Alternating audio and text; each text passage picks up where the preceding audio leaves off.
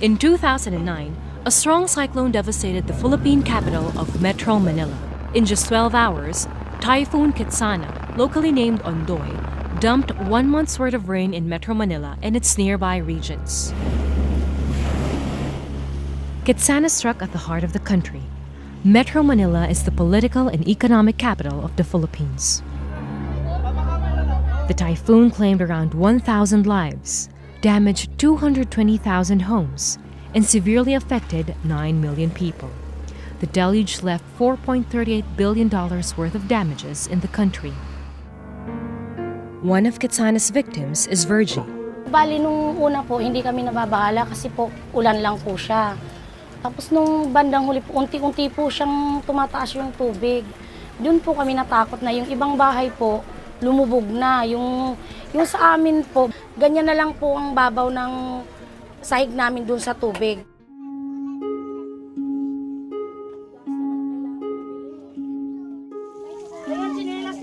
Virgie, her husband, and 5 children were at their home in Taguig, one of the cities in Metro Manila, when Kitsana struck. They had to leave their house, which is built along the Laguna de Bay shoreline.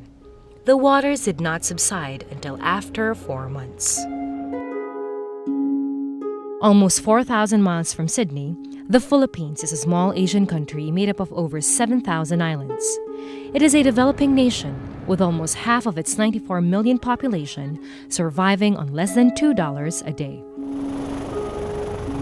Like other countries in the Asia-Pacific region, the Philippines is one of the most disaster-prone countries in the world.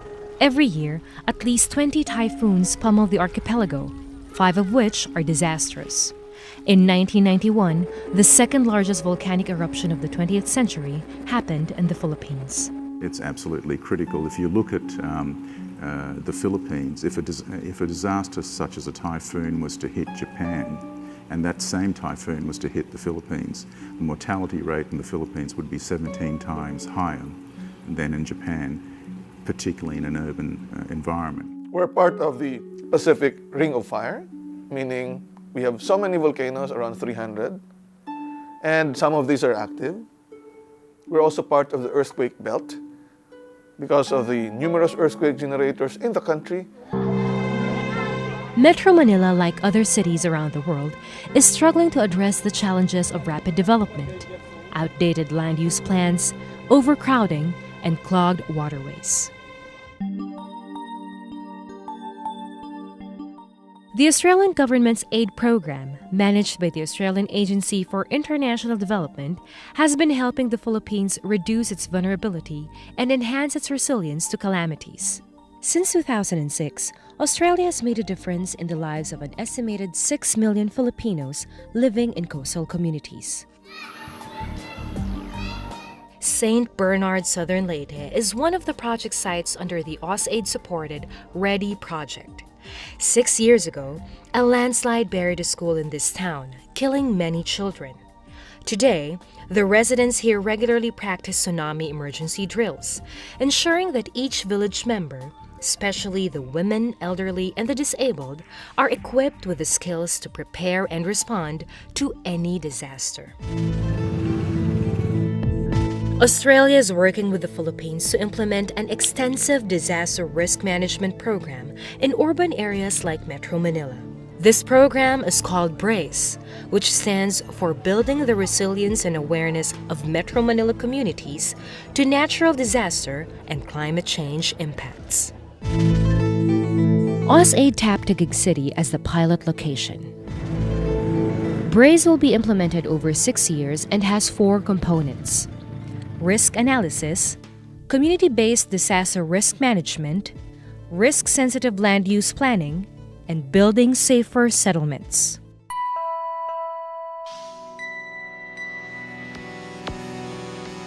Knowing the risks is the first step to managing it.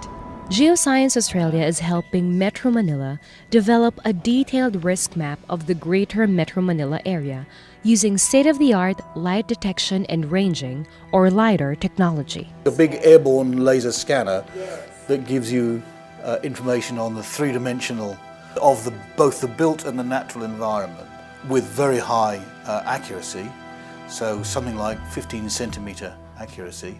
We can extract from that both information on the land surface and on the nature of the buildings on top of it.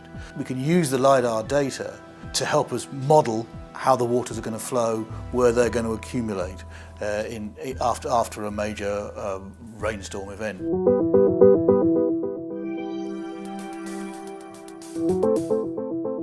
Once we have the information from LiDAR, we would have a good understanding of disaster risks. Communities will then be trained in response, rescue, and recovery techniques.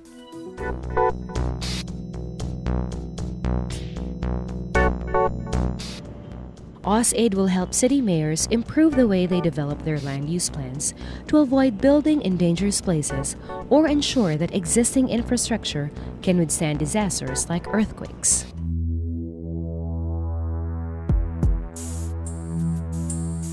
The final component of the BRACE program involves building safer, disaster-resilient settlements for urban communities.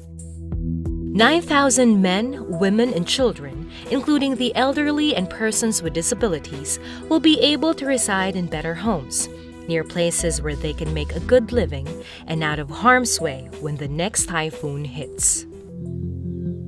This completes the picture of the BRACE program. People living in safer homes in improved communities. The vacated land will be returned to its original use, either as clear drainage canals or unclogged waterways.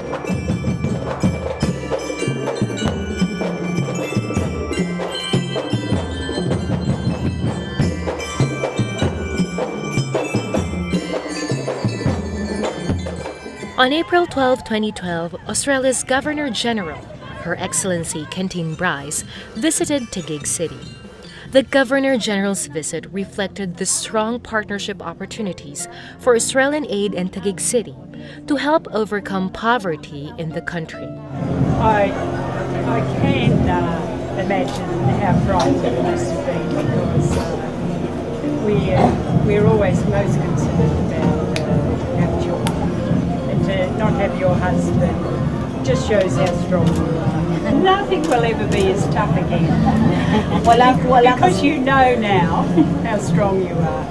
Magpapasalamat po tayo kasi dahil po sa programa po ng Australian Government, magkakaroon ng mga disenteng pabahay at ligtas na pabahay para po sa mga katulad po ninyo na nakatira sa lugar na binabaha. Through the BRACE program, Australia aims to contribute to making each poor Filipino, especially those who have to endure dangerous conditions, safer, healthier, and prepared when the next disaster strikes.